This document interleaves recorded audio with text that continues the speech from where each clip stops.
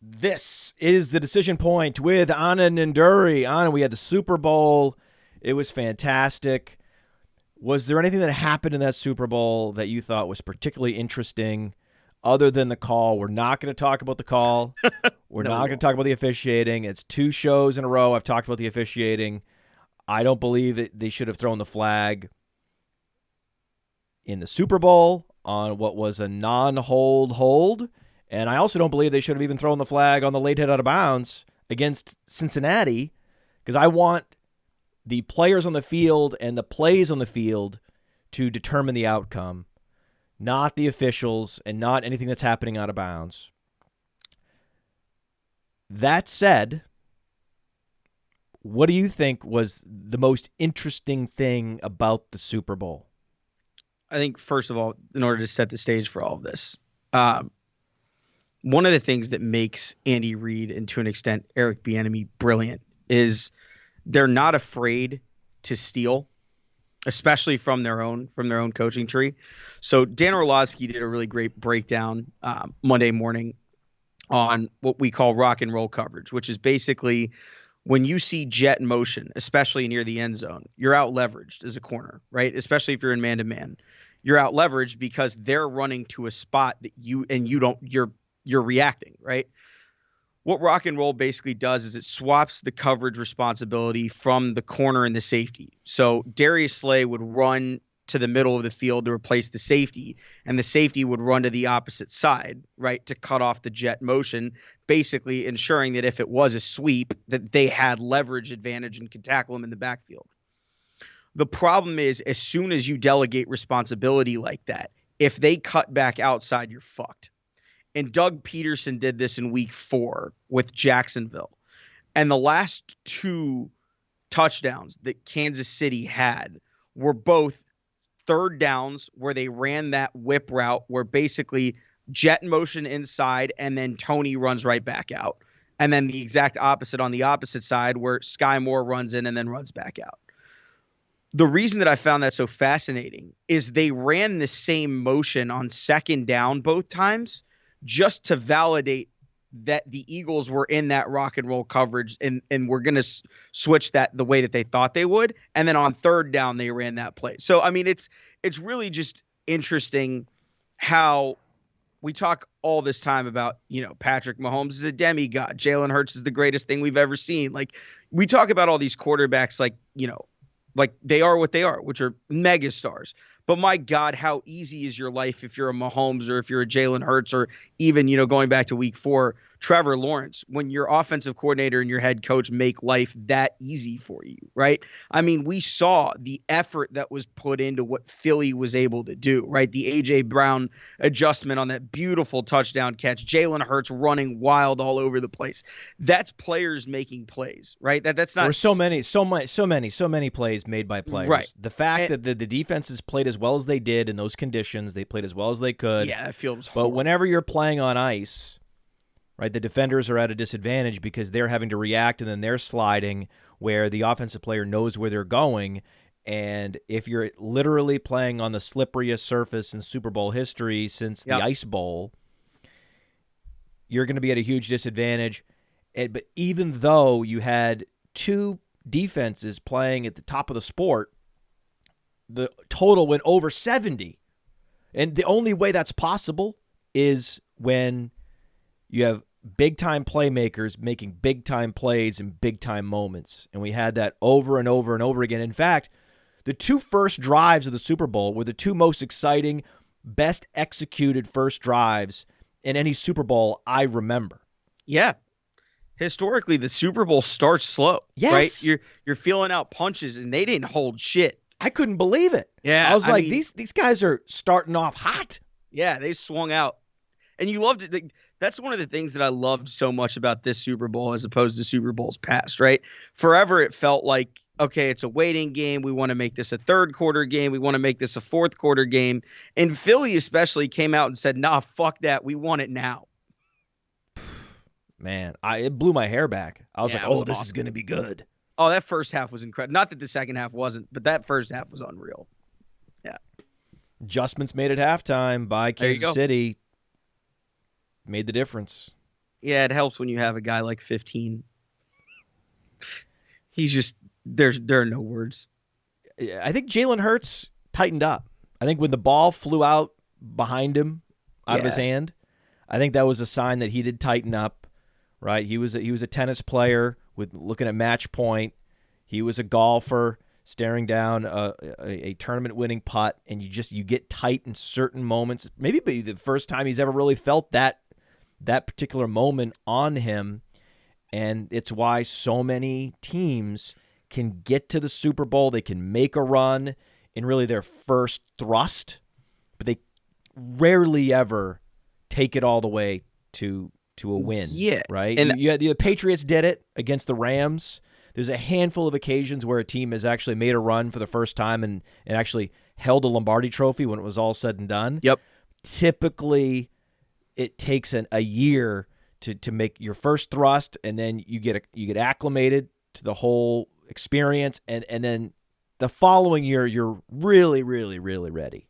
I think that the big thing for the Eagles, right, is you've opened a window, and as long as Howie continues to do what Howie does, the window's gonna open and close. If you, I mean, swing and miss on a couple things here and there, the windows are not as open as anybody wants to acknowledge. I mean, I know Burrow said the window's going to be open his whole career, and that's true. I'm not saying that it's not, but at the same time, how open that window is drastically changes when you pay your quarterback $50+ million. Yeah. Yeah, and the thing is, Matt, one of my buddies on Twitter, I think he goes by the Kingdom, tweeted something out the other day that made me laugh, but it's so hilariously fucking accurate. That sounds like a Chiefs fan, by the way. Yeah, big Chiefs guy. Okay. And so he's a sizable following, but it made me laugh because he tweeted out something, because everybody was complaining like, oh, like, do we need a middle class for NFL quarterbacks? Quarterback contracts are getting way out of hand. Do we need to step in and do something? And I'm pretty sure he quote tweeted or responded something of the sort where he goes, I am here for any and all situations where other teams have to pay their quarterback like they're Patrick Mahomes without having Patrick Mahomes. And it just made me laugh because, yeah, that's what you're doing, right? Like, whether it's Burrow, whether it's Herbert, whoever, take your pick, Josh Allen, whoever you want it to be. As soon as you have to pay your quarterback like they're Patrick Mahomes and then ask them to go do what he just did, you're going to find out really, really quickly that dude that wears 15 in Kansas City is 5 standard deviations away from anyone else we've ever seen. That good. Yeah. I mean, there's nothing like him. Go look at any. This is my. And he's still behind Brady in terms of Super Bowls won at age 27. And it's, see, that's it's 2-3. And that's the crazy part, right? Is ultimately long term, we're going to look back on Mahomes' career and have whatever discussion it is that we have. The craziest part about his career as opposed to Brady's is Brady's coach always made life easy for him from the defensive side of the ball. Andy Reid is making life easy for Mahomes on the offensive side of the ball.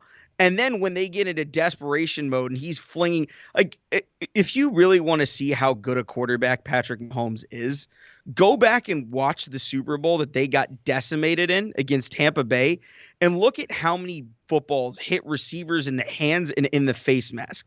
The fact that that game was even remotely competitive for 10 minutes was impossible. He was behind one of the worst O-lines you'll ever see. Like that line was significantly worse than the one that Cincinnati brought to the Super Bowl last year.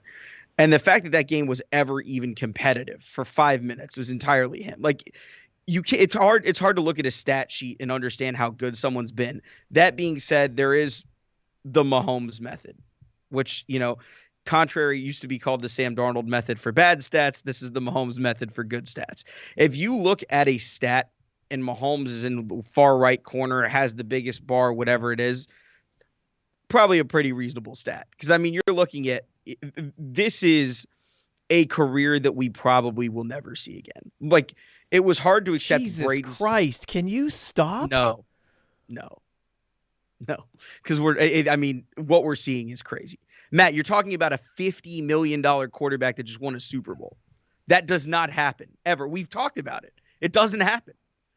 Manning did it once, getting carried to it. Brady never did it as a What was $50 Matthew million. Stafford making a couple years ago? Matthew Stafford made $32 million. Like allocation of the amount of money that Mahomes occupies for Kansas City and the fact that he's able to be worth more to them than that is impossible. Like there is not a number big enough for him. It's a one of one. Enjoy what you're seeing. I don't like talking absolutes, but I'm confident that we will probably never see anything like this ever again. Bears took Trubisky over him. Bears took Trubisky over him, and Watson went before him too. I just love it's fun. It's a fun thing to mention. Looking at all the players that are trending right now in the NFL, all from the Super Bowl, right? You get Jason Kelce, you got Travis Kelce, you got Hurts, Mahomes. Can you guess the NFL player that didn't play in the Super Bowl that's currently trending most? Derek Carr. Yes. Ding, ding, ding, ding, ding, ding, ding, ding. Nice job. Way to go. I think we look at the correct answer sound effect. I know we have a correct answer sound effect in here. Come on now.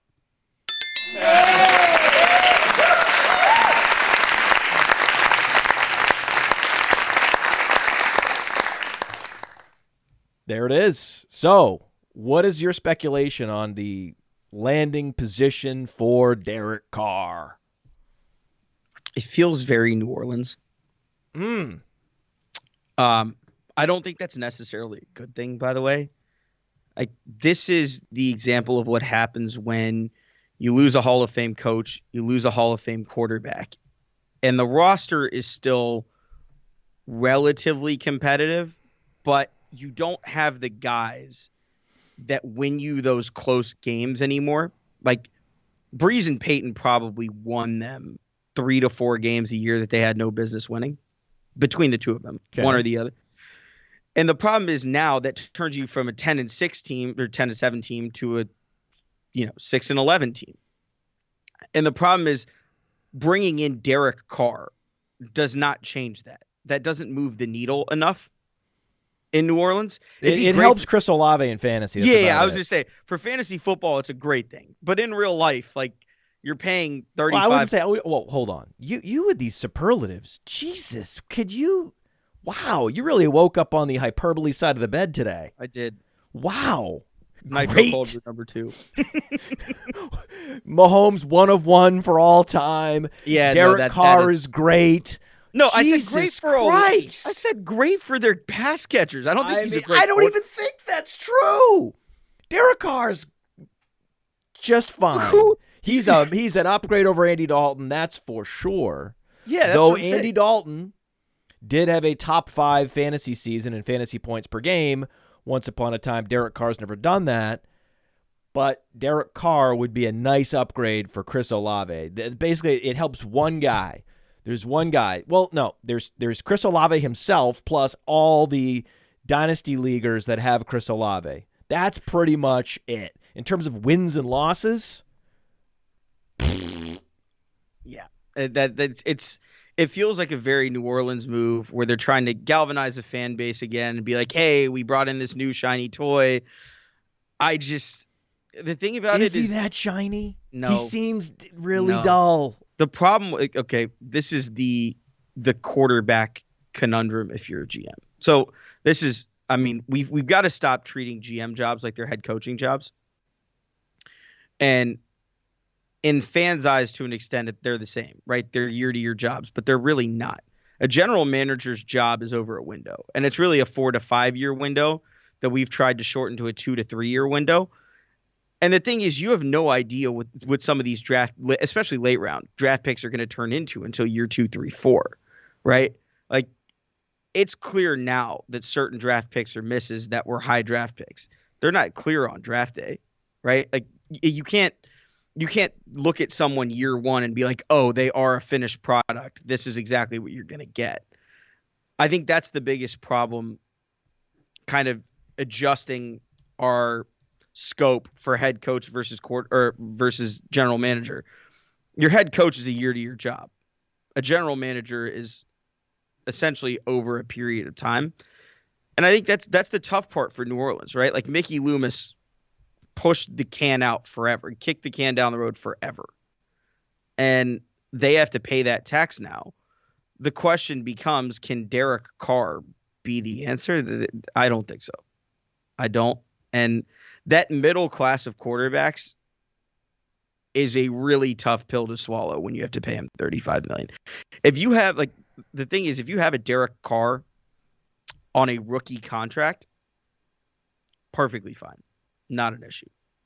No issues whatsoever.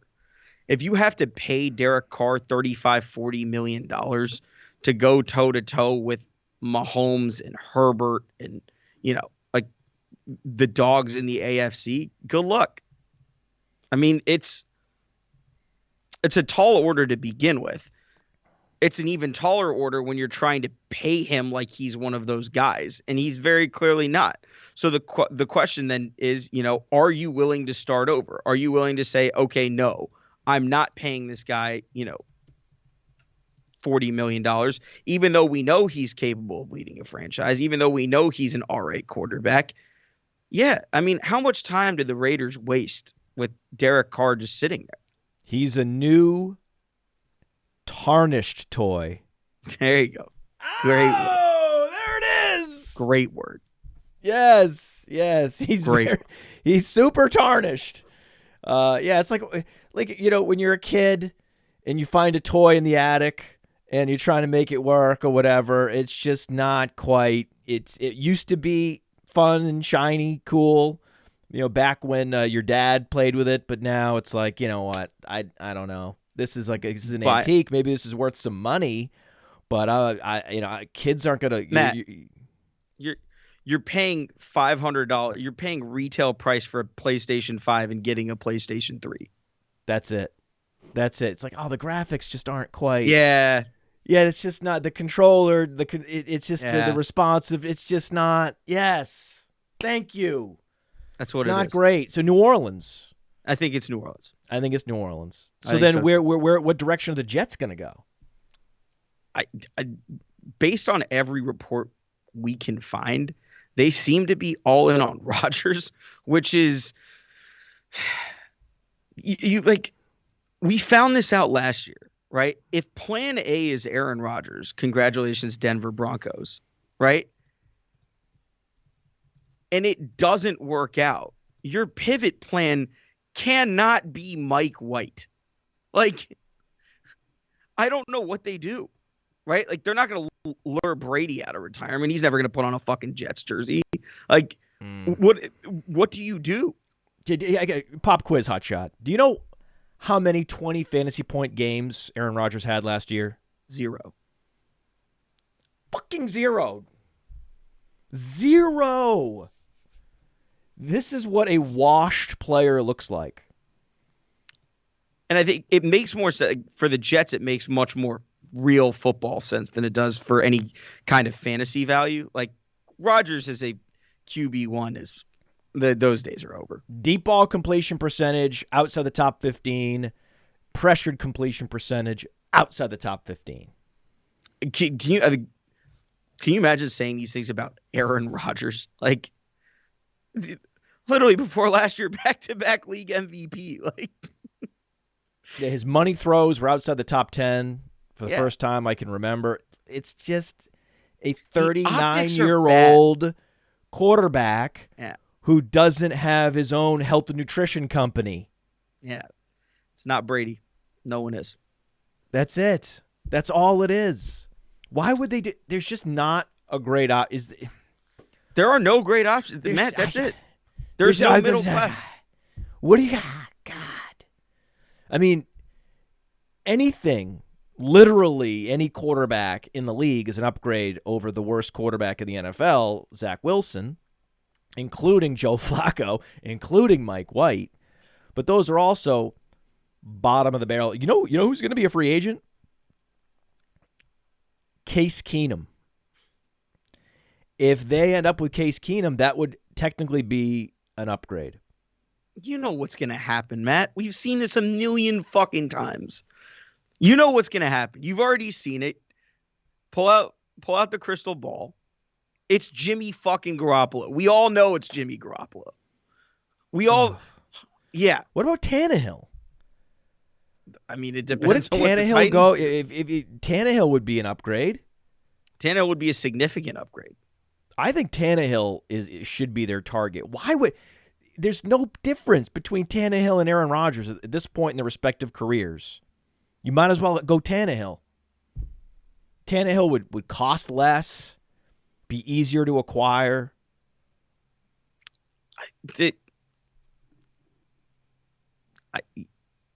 It's just this is exactly where you don't want to be. If you're the Jets right now, you desperately need a quarterback and everyone knows it. And you don't have the draft pick to go get one. Like if what are they going to do? Draft Anthony Richardson? God help you. Like, you're going to trade up for Bryce Young or CJ Stroud? Get the checkbook out. Good luck. Like, they're stuck. They're stuck. This is what happens when you don't move off a quarterback soon enough. You saw 2 years. It was enough. Get the fuck out.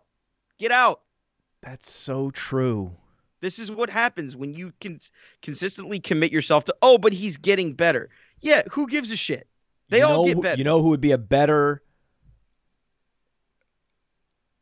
free agent signing than Case Keenum, and not equivalent but close to equivalent, or at least in the same, but at least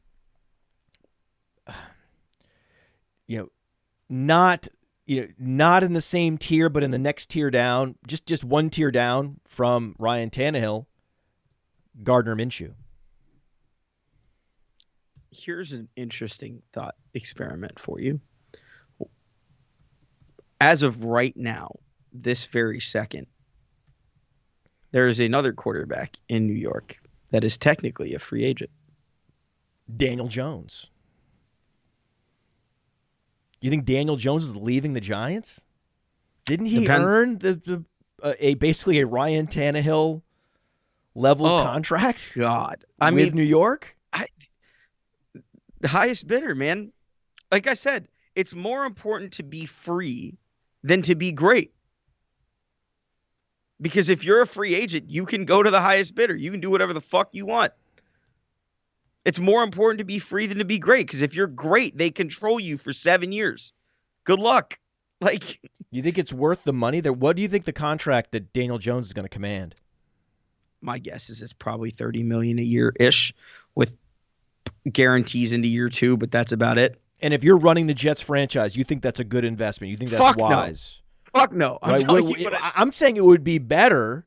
You'd be better off trying to acquire Tannehill at value, trying to sign a guy like Gardner Minshew at value, and be competitive and see what happens. If you go out and spend all that money on Daniel Jones, that's a poor use of resources, and it sets you up to fail for the next 5 years. I am not. Well, one day I hope to be in a front office. It's a terrible situation to be in. There's no easy answer here. But if I were running the Jets, I would be trying to make a prudent decision and try to get the most wins for the dollar from my quarterback. Or the exact opposite. And go making a splash signing of a quarterback that's not good enough to win a championship with, but is good enough to, say, get you to the divisional round of the playoffs.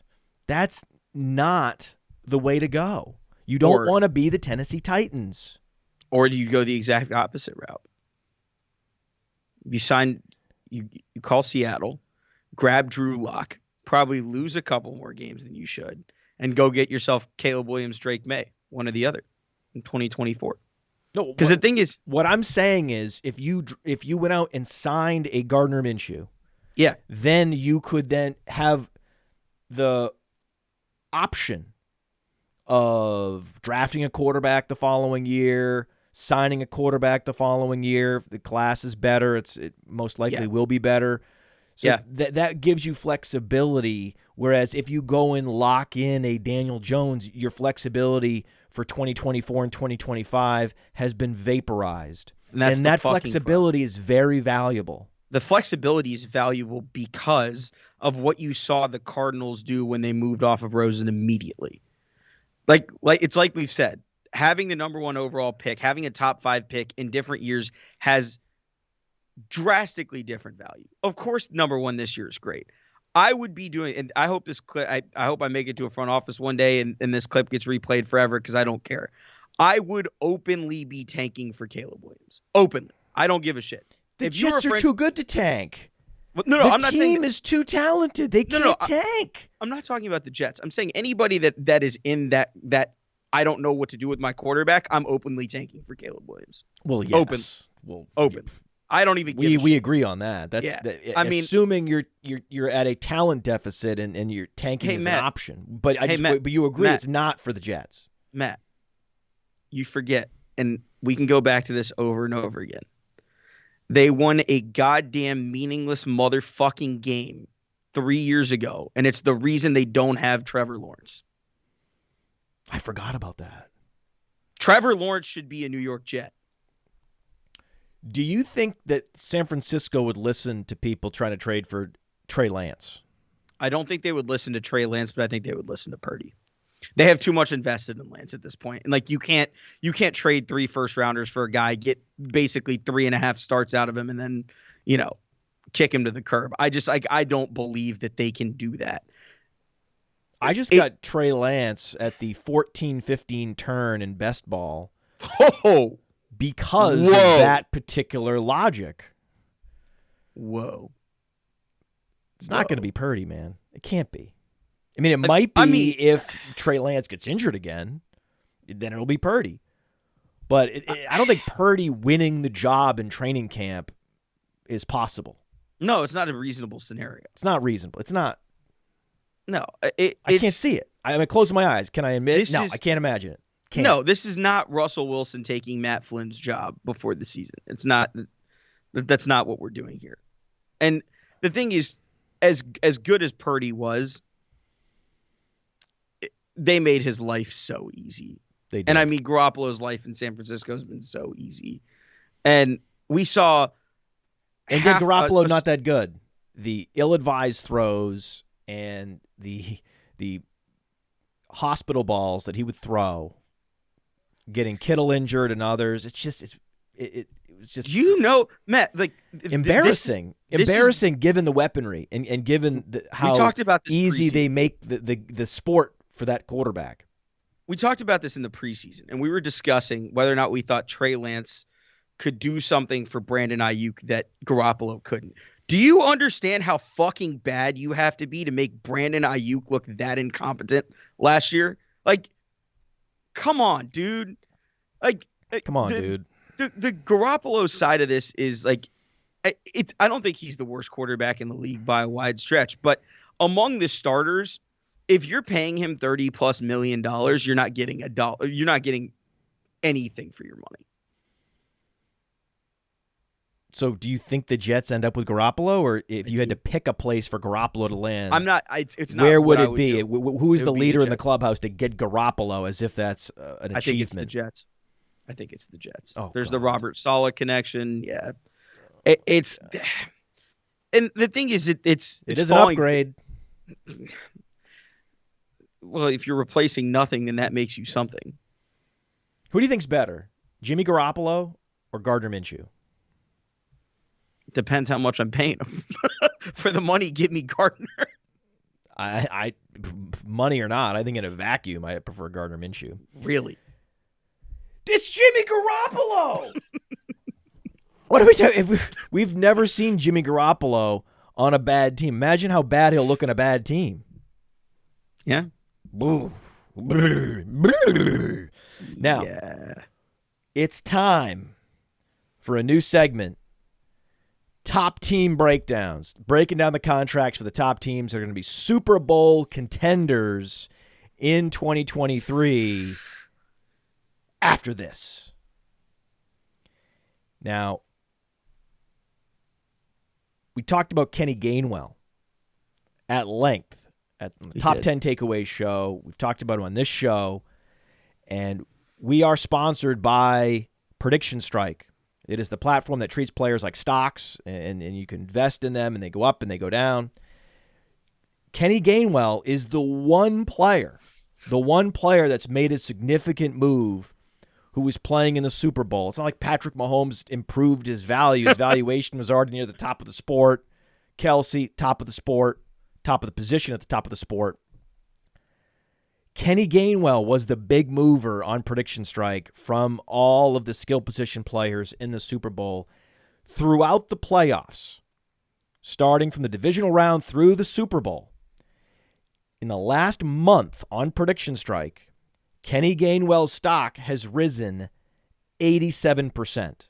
Oh. So that is the one player that you could have invested in on the Eagles, in addition to Devontae Smith, who's seen a major accrual of value throughout the playoffs. But Kenny Gainwell's stock has risen even more than Devontae Smith's by percentage. So that's an interesting nugget, a little factoid from Prediction Strike. Our friends over there, they sponsor this show, and the promo code is Underworld. You put in just $20 and you get a free player share. When you sign up on Prediction Strike, go to the App Store, get Prediction Strike, and use that promo code Underworld. You'll be glad you did. Now, the teams that will be competitive for the Super Bowl in 2023 are the Chiefs, are the Bengals, Eagles, Bills. That's pretty much it. We have some bonus sleepers. I think with Trey Lance, if Trey Lance ascends, then it's got to be the 49ers too. So you've got to add the San Francisco 49ers in there. And then we might have a couple sleepers. I have a sleeper, you have a sleeper that will add to this mix of teams. So we'll start with the Kansas City Chiefs, looking at their impending free agents. It starts with Orlando Brown, right? That's their big, hairy, expensive free agent. Do you think they bring him back? I just don't think the cost is worth it, given what they're working with. They probably either draft and develop, or they'll find a project for left tackle because the money's going to be spent elsewhere. Andrew Wiley, he's the right tackle. Can he move to left tackle? I don't think they're going to move him to left tackle. I think he's going to stay at right tackle, but I think he gets paid. He's a free agent. I think he only made $2.5 million last year. You think he's going to be the one they sign? Yeah, I think he value-wise, he's going to be a lot better value than Orlando Brown will, and I think that's why they sign him. Okay, so Kansas City, you're predicting they extend Andrew Wiley, and then on defense, they have an out in Frank Clark's contract because they owe him $20 million. So it's an easy out in his contract, but you believe that he stays. I think he stays. It's too difficult to replace what he does, especially playoff clutch moments. I mean, Frank Clark's your guy. Yeah. I didn't see much of Frank Clark in the playoffs. Well, is that because he was just absorbing multiple offensive linemen from that 3 technique? Yeah, basically. Him and Chris Jones, man. No, but Chris Jones is actually making plays. Frank Clark is about to turn 30, and he's owed $20.5 million in base salary, and his cap hit is $30 million. Yeah. There's only $9 million of dead cap. So they would save $20 million against the cap by cutting Frank Clark. You still contend that they're going to keep him? I still think they keep him. It's probably a restructure because I don't think they're going to take on $20+ million this year. But okay. So they'll restructure Frank Clark. I think so. I believe they should cut him. You believe they will restructure. I think so. And that's partly because they're likely to lose Carlos Dunlap, who is 34 and an unrestricted free agent. Yeah, he's gone. He's gone. But didn't they draft Karlaftis? Mm-hmm. So they have Karlaftis. So this plan to go get a treasure trove of picks from Miami to rebuild the secondary, right? They lost Charvarius Ward, and they've about to lose Carlos Dunlap, and then they're just backfilling. Yep. Right? Hey, McDuffie, come on down. Right? Karlaftis, come on down. No problem. Easy answers, right? Yep. I mean, I can't believe that they set it up this way. This is the beauty of accepting a Godfather offer for a player. Every player, other than the quarterbacks at the top of the sport, can be acquired if you pay enough, Mm-hmm. right? No players other than just maybe a handful of guys, like 5 guys, are technically off limits. And someone calls and they want to talk about Tyreek Hill, the lesson that you learn is you listen. And if they do want to make a Godfather offer, you take it. You take the picks and you let a team overpay the player that you weren't going to be able to afford anyway. Right? We see this time and time and time again. It's teams trading first rounders for the rights to overpay someone. And if someone wants to do that, you accept it every time, even if it seems like a player that is so strategically important you couldn't possibly win the Super Bowl without them. As it turns out, if it's not Mahomes or Josh Allen, you can still win the Super Bowl without him. There are like 5 or 6 untouchable quarterbacks in the sport, and everybody else is tradable. They're all tradable. It's not only setting yourself up for success in what was a transitionary year this year, the Chiefs set themselves up for success in 2023 and 2024, 2025. When looking at the list of free agents they have, it's just Orlando Brown and Juju Smith-Schuster.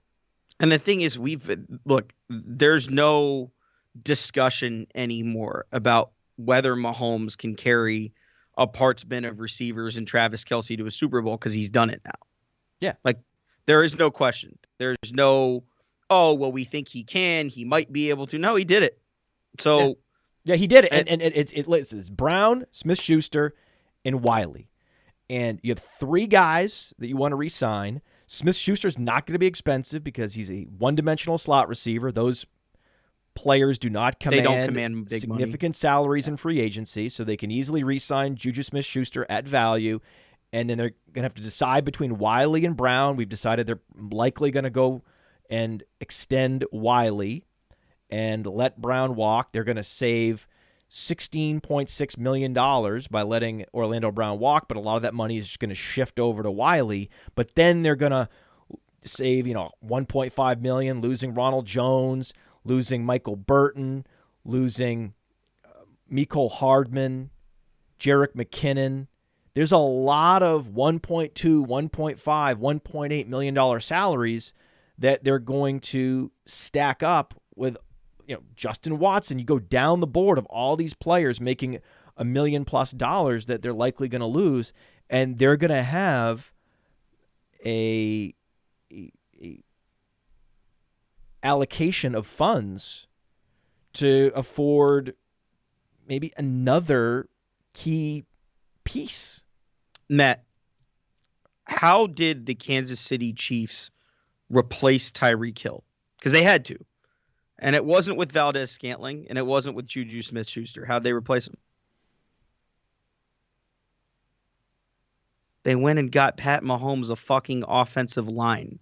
The difference between 2021, what they threw out there against Tampa, and what they threw out there this past Sunday against one of the best pass rushes in the league. That's right. They shifted those funds to offensive line.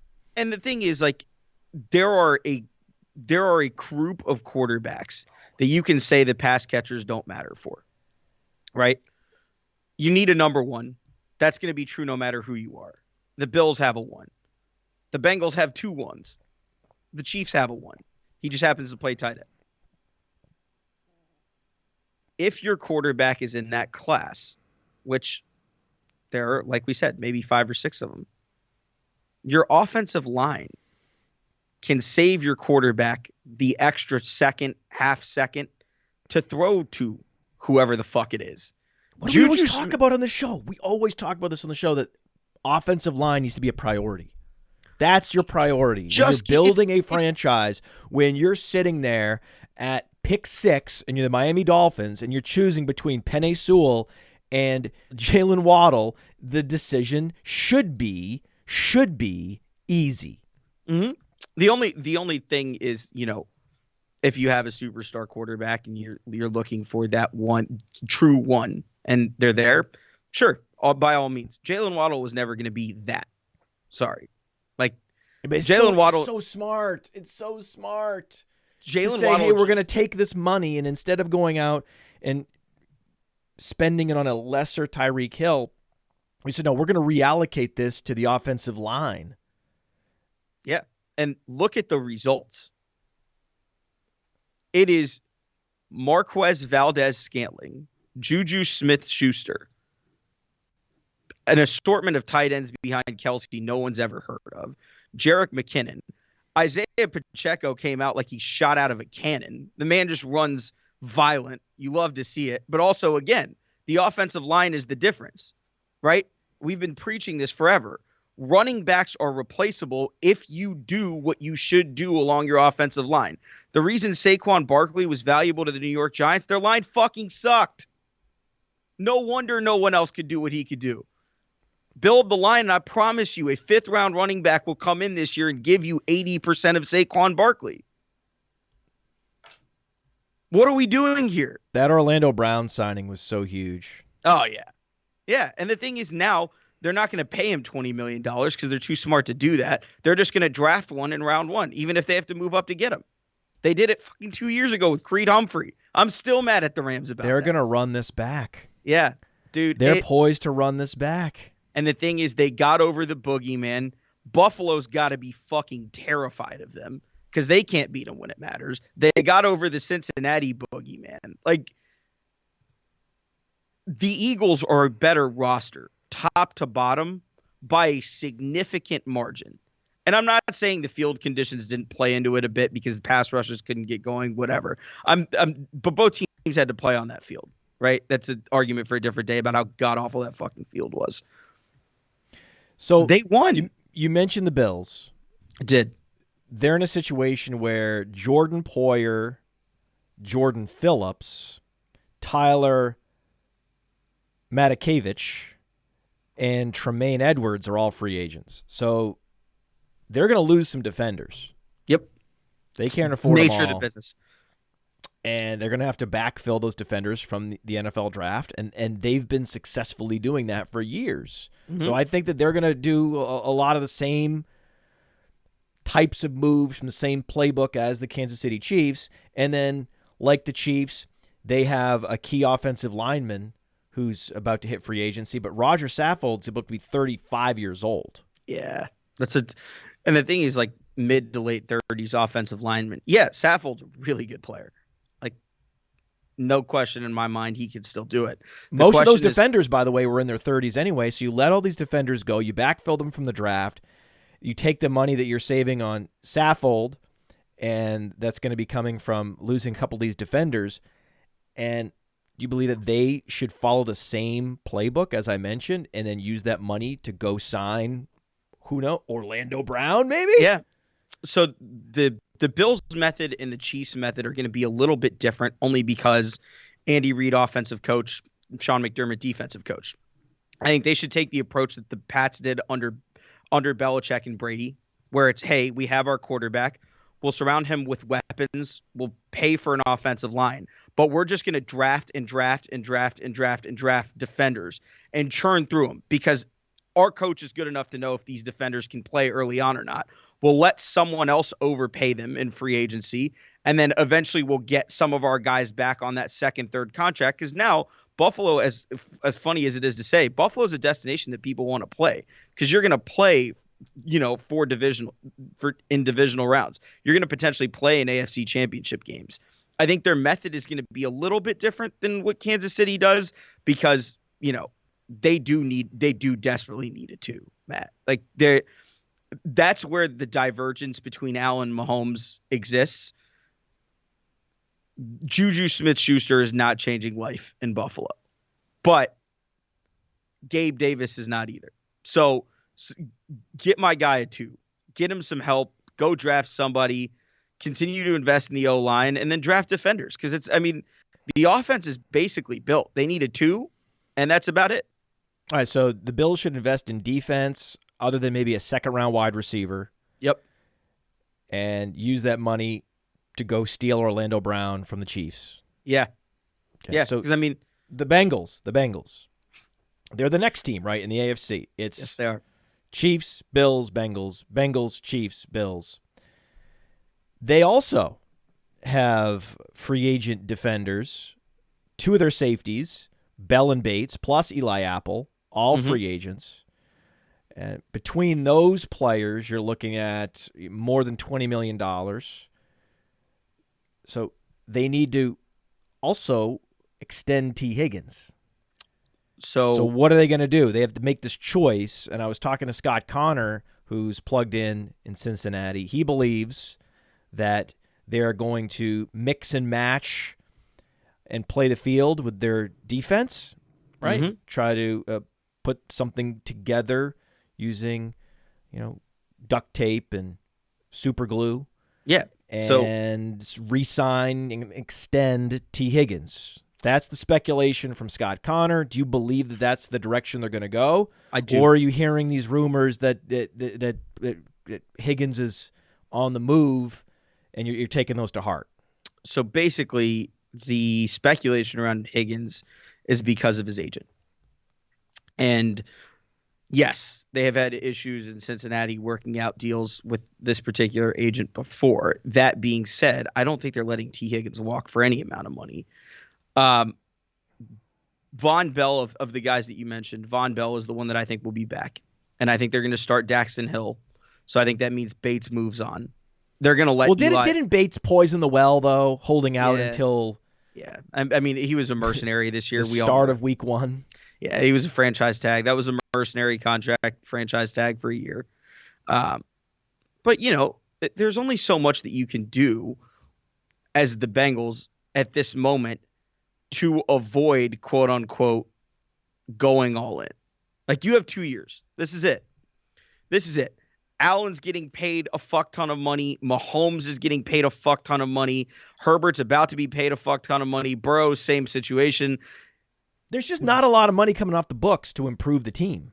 Right. And they basically have to shift the Bates money over to Higgins and run it back. But the thing is, they don't have to pay Higgins until next year. So that's where because it's going to functionally be an extension, right? So they have him at what he makes this year. And that's why this is the year that you go all in, because the following year you have to extend Chase and Burrow, right? Like, you're talking about a lot of money that comes up very quickly. This is your 2-year window.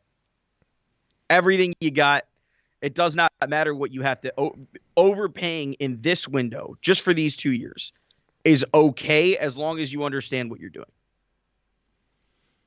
So who should they go out and acquire? My personal, the biggest thing, right tackle. Dear God, man. Like, you've got to go get somebody, because it's health is a big part of it, right? Like, they were down 3 offensive linemen when they went into Buffalo. They were down 2 offensive linemen when they went into Kansas City, and we understand all of that. Overinvest at this point. Overinvest in tackle. Overinvest in guard. Overinvest in DB, in all honesty. Who are they playing at right tackle? Was it Adeniji? Yeah, Kiki Adeniji was just... overwhelmed, overmatched. Oh, dude. I mean, Frank Clark had that man in hell. Like, yeah, you can't... You're beyond the point where you can ask Burrow to perform miracles for you every week. And you need to save them for AFC championship games and divisional rounds. And you can't ask him to do that fucking week 4. Sorry. We're beyond that. We're to the point where I think we're asking too much of him at this moment. Yes, he made it to the Super Bowl with a horrible offensive line. How many more times do you think he's going to do that? It's not realistic. It's just not. Let's look at the NFC. Which team do you want to... I mean, let's leave the Eagles to the end. Okay. Start with the San Francisco 49ers. Okay. This is another team that has defenders that are coming off the books. Jimmy Ward, Samson Ebukam, Emmanuel Mosley, all coming off the books. But then they also have Mike McGlinchey as a free agent. So they got to bring back McGlinchey, right? If not, that's a prime Cincinnati candidate right there. I mean, Mike McClinchy, yeah, oh my God. Yes. Right? Oh, that's it. That's a dream. That's what That's a they dream. should do. That's Yeah. what all in means. All in means you go spend up for McClinchy when you have this 1 year left before you have to pay Burrow and Jamar Chase. Yep. That's it. I love it. Yeah. But they really they should try to sign him though. Yeah, they should. I mean, hey, John Lynch. Pro tip: go try to sign Mike McClinchy. He's important. He's important. Right. Yeah. But they could do the same thing. They could go to the same playbook that we talked about earlier, with Kansas City. Hey, let a couple defenders walk, or same thing with the Bengals. Let a couple defenders walk and use that money to invest in the offensive line. That's really what we're saying. Time and time again, this is the right move, the optimal move. The question is, do you think McGlinchey makes more on the open market than Orlando Brown? That's the functional question that you're asking if you're Cincinnati and if you're San Francisco, because he can play left or right tackle. He only played left tackle in Kansas City because they asked him to, one, and two, because he wanted to be paid as a left tackle, not a right tackle. But in all honesty, like when he was in Baltimore, he was a right tackle the entire time. I love this idea of the most competitive teams trying to snipe offensive linemen from each other. Yeah, dude, the Cincinnati led the reason that we were all in on Cincinnati is they do what no team ever does, which is, hey, this is our biggest weakness is interior offensive linemen. And we're going to sign Kappa and we're going to go get Karras. They just completely said, fuck it. We'll spend the money. We're not going to do this again. And yes, two of them got hurt. That's just it's a war of attrition. That's the way that it goes, right? There's nothing that we can do about that. You can't predict players getting hurt. They spent the money and they were right to do it. The difference between, and here's really where you saw it pay off, right? Obviously, I watched the Bengals probably more than any team other than the Rams. When you saw it pay off was when Chase and Higgins were off the field and Trenton Irwin and Trent Taylor were fucking up teams because Joe Burrow had the time. Right? Like that week 11, 12, 13, whenever it was, right? When Chase was banged up and Higgins was out. They were fucking people up. Joe was throwing for like 303 touchdowns with Trenton Irwin and Trent Taylor.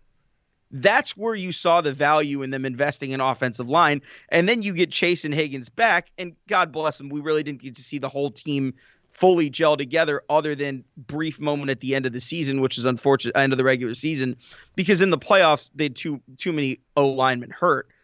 That's why you invest in O-line. It makes the entire offense easier. And that's what the best teams are doing. Yeah. The best teams have this arms race for right and left tackles. And the rest of the NFL is overpaying for cornerbacks and safeties and this and that, where the best teams, they're constantly shedding defensive contracts and building a war chest to try to go after these critical pieces on the offensive line. And the Chiefs were able to do it right under everybody's nose. Yeah. Yeah. I mean, unbelievable. I mean, it's a testament, one, to what Andy Reid is as a play caller, what Mahomes is as a quarterback, but also what Brett Veach is as a GM, right? Like losing Tyreek Hill, especially a one-of-one weapon. There's no one like him in the sport. Like you can't just go find another one. There's not like, it's not like you can go into the draft and be like, oh, we found our next Tyreek Hill. No, he doesn't exist, right? And so for them to pivot and be like, okay, we'll get the parts bin of Valdez Scantling and Juju Smith-Schuster, and we'll bring back Jerick McKinnon and, create a parts bin plus Kelsey, and then invest in the O-line, and this is the result, right? Like, what a job. Yeah. Now, I believe that the Cowboys will be competitive. They should be in the same class, considered in the same class as the Eagles and the 49ers. You disagree. I think they're more of a sleeper. And I'll ask you if you're a sleeper in a minute. I think they're a tier down for me. But yeah, they're firmly pushing. Yeah. But I think they're well positioned because they're going to likely let a move tight end, a very replaceable move tight end in Dalton Schultz, who guaranteed that he would not be back with Dallas with those final 2 plays in the playoffs where he couldn't get his other foot in bounds somehow. He basically was like a high school player, dropped into the NFL and thinking, oh yeah, that's a catch. And they're like, no, actually, you know what? I don't think that you got 2 feet in. No, he didn't. Dude, you didn't actually get 2 feet in. You And hate it's to like, see oh, it. I'm out of bounds, I'm good. Like, no, you weren't moving forward. You were moving backwards when you went out of bounds. The clock's going to still run. So Schultz fucked them at the end. Yep. He's gone because he's already replaceable. Then he fucked him in the playoffs. And then Anthony Brown, also replaceable. There's another $5+ million. Dante Fowler, bust. Mm-hmm. Right, so there's $3 million there. So they got like $20 million war chest from replaceable assets that are going to roll off the books. And then it's just another defender. Van Der Esch, they'll bring him back. He's like, the heartbeat of the defense. Anthony Barr. So they're gonna bunch of defenders again rolling off the books. And I'm interested to know what you think they're going to do with the money. Well, they should have just used it to pay Amari Cooper, but that's that's a story for a different day. Wow. Wide receiver, by the way, we went into this. Wide receiver free agency this year is, oh boy, rough. Yeah, we know. Yeah, it's Juju, it's Jacoby Myers, Paris Campbell, DJ Chark. So if they're looking for another receiver, they're going to the draft. So they should draft another receiver. They should, absolutely. I agree. And that's what they should do. So where do you think this money should be spent? Offensive I line? Yeah, because they need to get younger. I mean, yeah. Their line is aging rather quickly. The line that Dak inherited in 2016 is aging rather quickly. And like a lot of those guys still really, really good players, but you'd rather move on from them a year early than a year late. And if you draft and develop now, you don't necessarily have to make that decision immediately. Wow, so this is a really great time to be Mike McGlinchey. Oh, yeah. Yeah. Oh, man. The equivalent of Mike McGlinchey and Orlando Brown being available in the tackle class this year.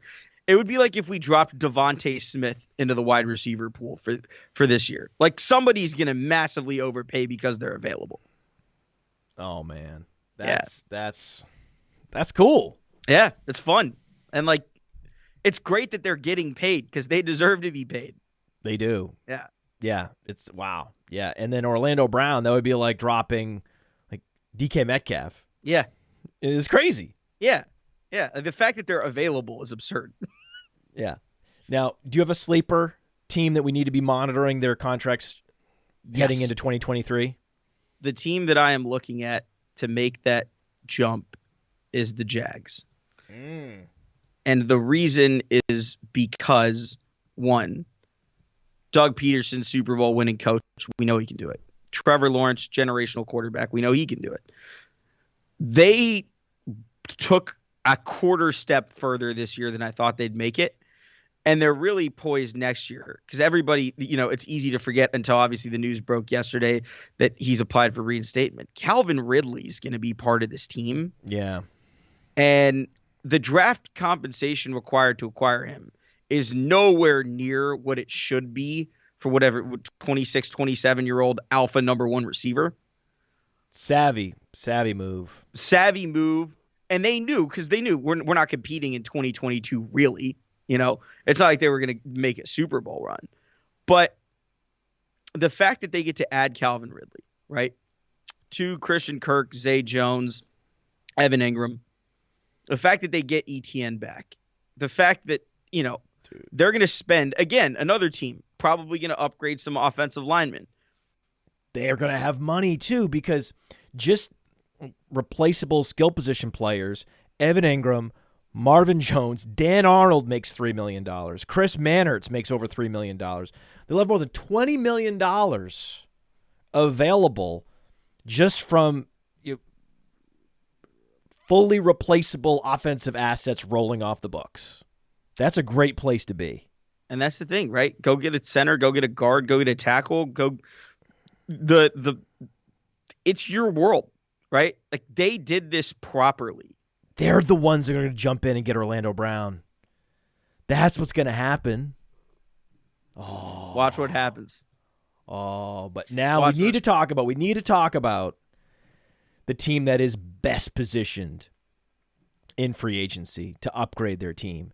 The team that has super expensive veterans across the defense rolling off the books. It's not who you The think it is. Philadelphia Eagles. As well positioned as we think the Chiefs are, like they're positioned to keep the trains running Yeah. on time. Right? The Bengals can go as all in as possible, as all in as Cincinnati really can ever go all in. Right. They're going to tepidly go all in as Yep. Cincinnati does. The Eagles, though, they don't have to do anything. They just have to do nothing and let Fletcher Cox, Robert Quinn, Brandon Graham, Javon Hargrave, all 30-plus years old, just roll off the books. Amazing. It's amazing. Ndamukong Suh, you go down the board, man. James Bradbury. I mean, it's just, I can't, it's more than enough to give Jalen Hurts a $50 million contract. I'm looking at $50 million plus right here. Just with these defenders alone, I'm looking at $55 million. Just in those top 4 defenders I listed. There's your money to pay Hurts, plus go get him even more talent on the offensive line or upgrade the defense. This might be the one team where you might say, you know what? You're losing all these defensive pieces. Maybe it is worth spending up for a defensive asset. And they have 10 and 30.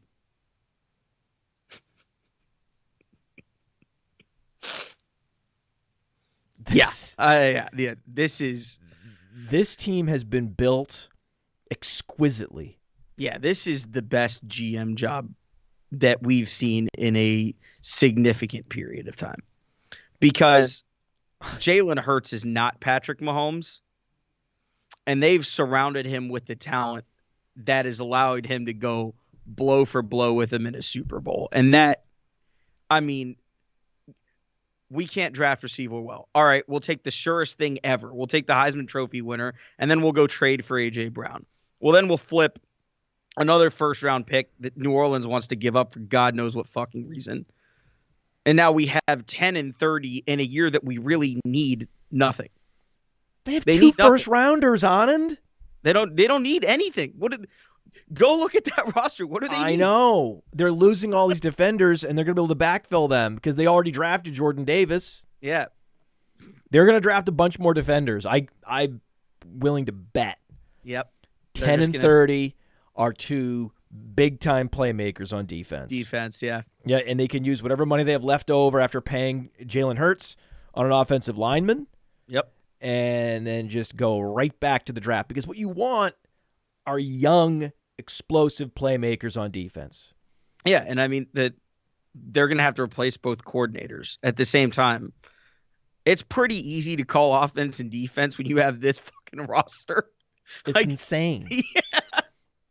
I can't believe it. There's some kind of cheat code. If I were starting a franchise, I would ask for all the paperwork we have possible, all the logs of every move that's been made the last 10 years in Philadelphia. And I would just analyze everything. What are these guys doing? How did they do it? And the thing is, it's flipping 2017's roster, which was also the best in the NFL. Oh, yeah. Well, they somehow got Nick Foles a Super Bowl. How do you do that? Well, when you're by having the best talent in every other position across the board. And the other thing, too, is they let us $100 million quarterback spontaneously combust. You drafted his replacement before he combusted. Well, that was controversial. Who else does that? That was controversial. They needed to commit to Carson Wentz. They basically sowed the seeds of Carson Wentz's demise by drafting his replacement and ruining his confidence. They destroyed him. They ruined him, Anand. He couldn't take the heat, the pressure of a backup that actually can play. Oh, It if you can't handle competition, this ain't your sport, my guy. I heard they wasted that pick on Hurts Dude, we at the heard a time. lot of Remember? things. That was a fun day at the office. That was a great pick. I mean, and that's the thing. Right? Everything Like, they do is great. and the thing is, it's easy to hindsight it and be like, oh, great pick, great pick. At the same time, going forward, use it. It's a fantastic hat, by the way. And it don't the other part of this is other teams should look at this and learn, right? Like, sure, Jordan Love it may not work out for Green Bay, but they had a backup plan in case Rodgers went to hell. I don't think that the Jordan Love But pick was but Rodgers, his feelings were hurt. who gives a shit? If he sucked the next year, you'd have been really glad you drafted him. He just happened to have back-to-back. If You annoyed your franchise quarterback, Anand. If annoying my franchise quarterback into back-to-back MVP seasons that's absolutely worth the first round. That's a good point. Like, that's a little motivation, a little extra motivation. If that was the catalyst for back-to-back MVP seasons from a guy whose career looked like it might be falling off a cliff, it has. That's the best draft pick in Green Bay Packers history. Hey! Pop quiz, hot shot. How many 20-point games in fantasy football did Aaron Rodgers put together last season? Not a one.